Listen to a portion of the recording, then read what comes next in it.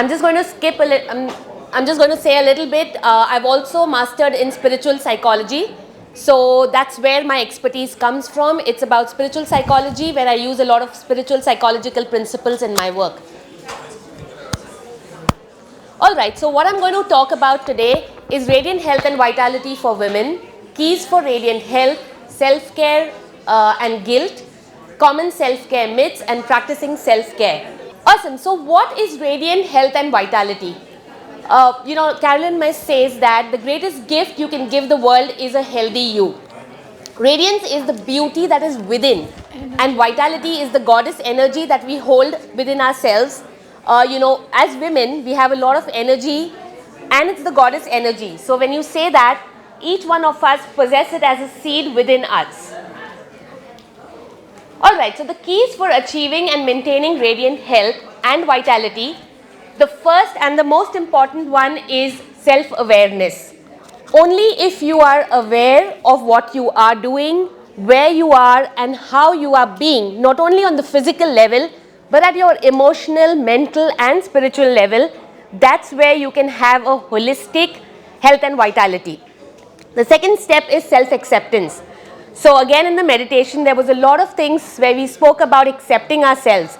Most often we get into the space of blaming ourselves, even for the smallest mistake, or I wouldn't say even mistake. If you're just boiling milk and imagine the milk falls off, so easily we can go off and say, how stupid am I?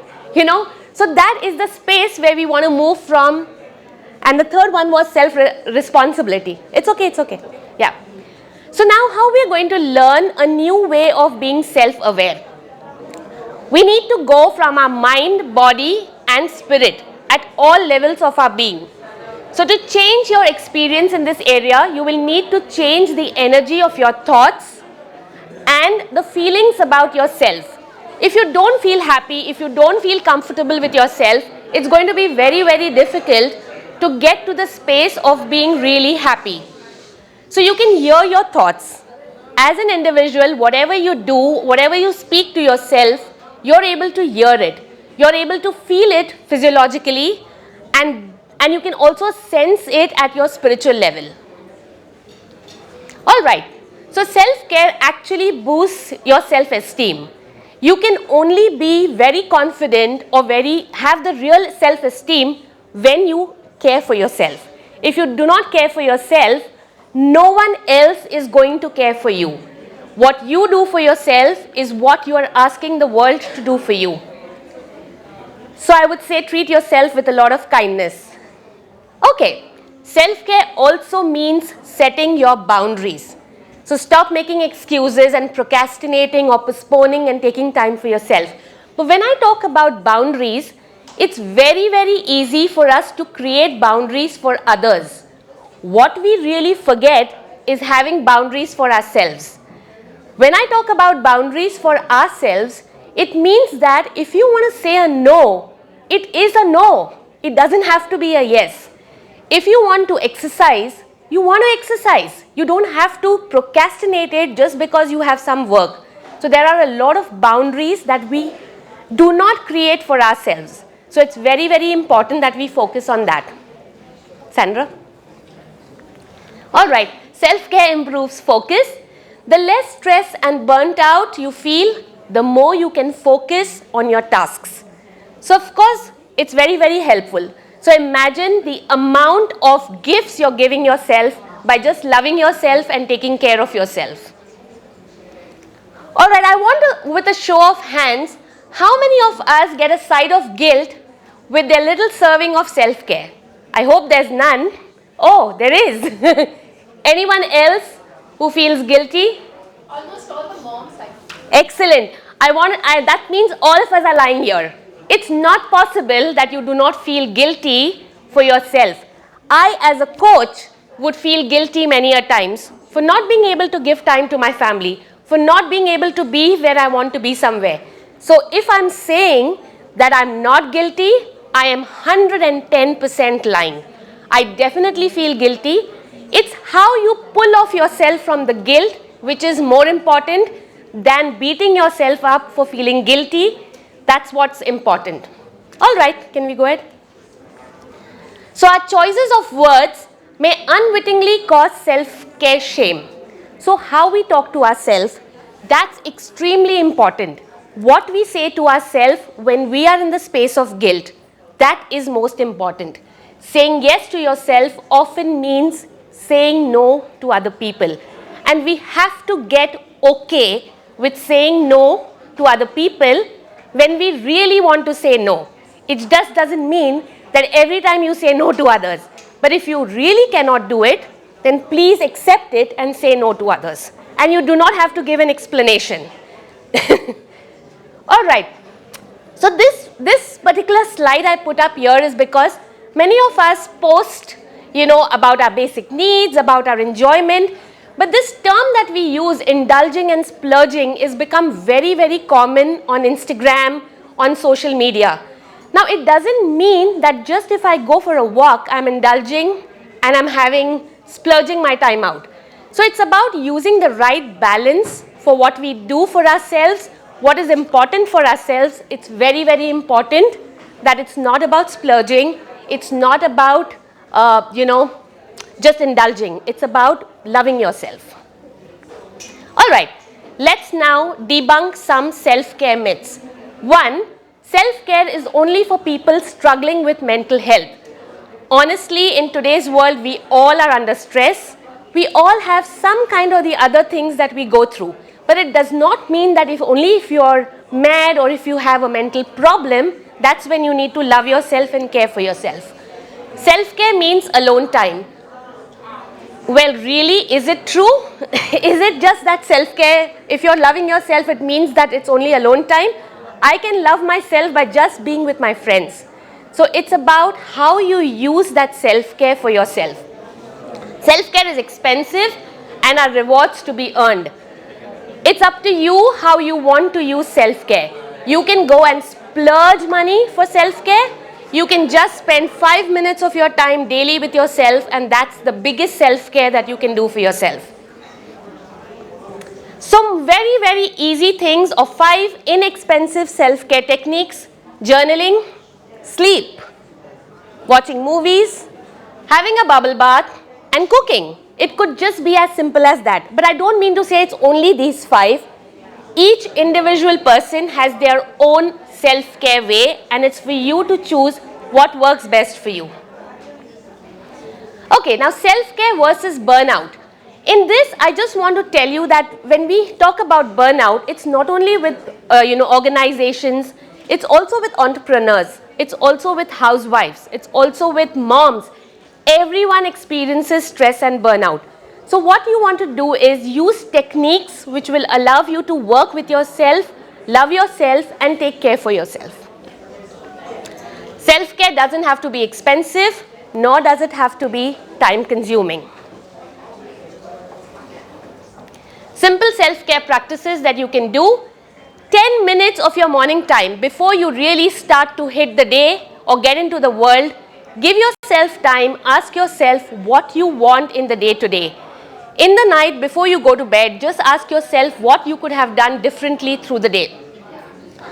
Go catch up with some exercise, catch up with some yoga with Chandra. Establish some work play rules and stick to them like a boss. Also, munch balanced food, eat healthy so that you are not going overboard. But don't forget to treat yourself sometimes. That's equally important, or you will get into frustrations and then you will want to eat so much more that you will not be able to maintain the balance. And drop a line to your pals, your friends, family, connect with them because they are the ones who are always with you. You can manifest self-care in many ways. Sometimes self-care can mean just enjoying a cozy night alone.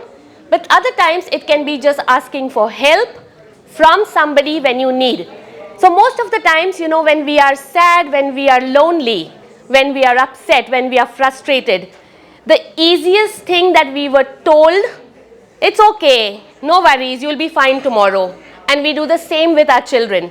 But it's very important we allow them to express their emotions. We allow ourselves to express our emotions. Because if you don't know how it will come back in the form of a volcano later. So be very careful about this. All right, time for activity. How many of you are ready to go in for an activity? With a raise of hands? Awesome. That gives me a lot of hope now. Okay, so I'm just going to go around the corner and just pass on this bowl to anyone. Pick up the chit, read what it asks you, and you may just want to answer the question. Don't worry, it's not an exam, so you can be fine. I thought you raised your hand. So I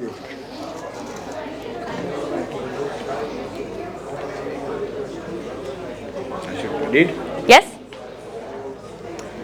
How do you practice self-acceptance, especially in times when you think you were no good at something? So I'm just going to repeat the question for you. How do you practice self-care or self-acceptance, especially in times when you think you were no good at something?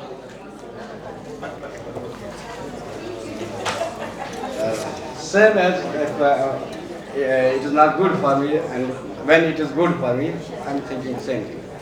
Okay. So If I am good and having something, that is by the nature, Yes. and that is by the practice. And if sometimes it is not good, but there is some condition like that, I'm thinking the same. Just amazing. So basically you're telling me that whether things are good or bad, it's all okay. In fact, it's a learning. We should be happy forever. Absolutely, because it's a learning. It's not that it's the end of the world. You're learning something new to take it forward. Excellent. A round of applause for him, please. Thank you so much. Who else? Awesome.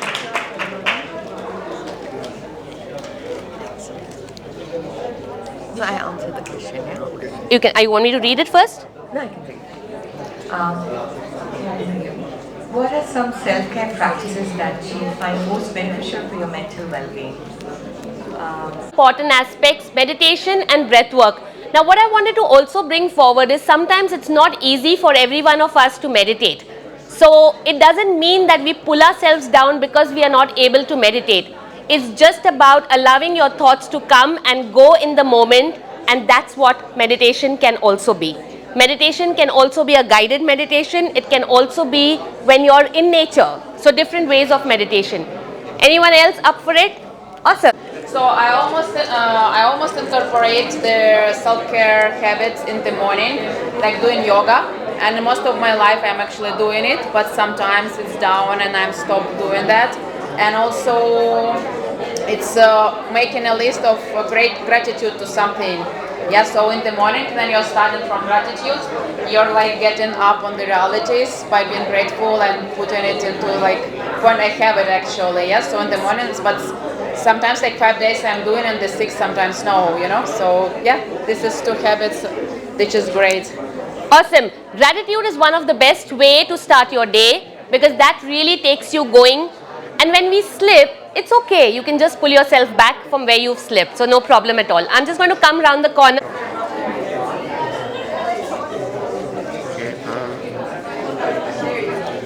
What do you appreciate about yourself? Okay.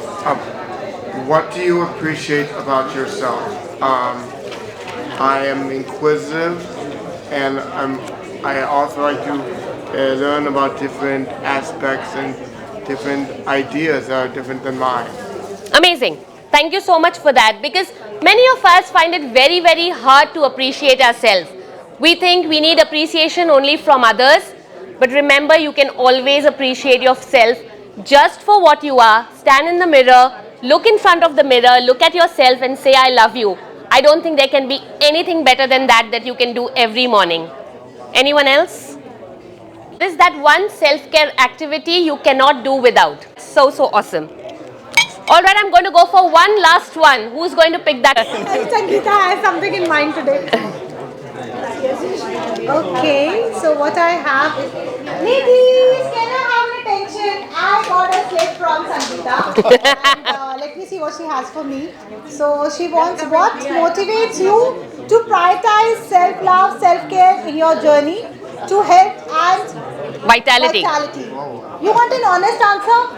You don't do any. You want an honest answer?